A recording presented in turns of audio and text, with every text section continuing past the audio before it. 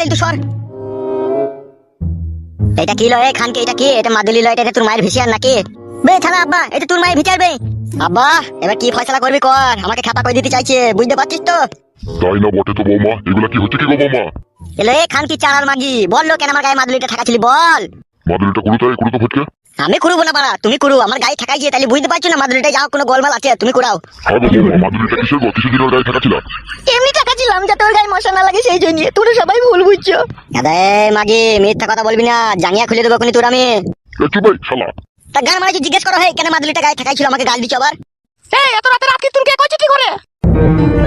তুমি আই বড় ভাতারি শাশুড়ি, তুমি হচ্ছে লষ্ট করে খাজা। কি হইলো কি রে? মানে ছোড়া রাতে চিল্লাচিল্লি করছিস কেন? কি হইলো? আমি তো শুধাই গেলাম।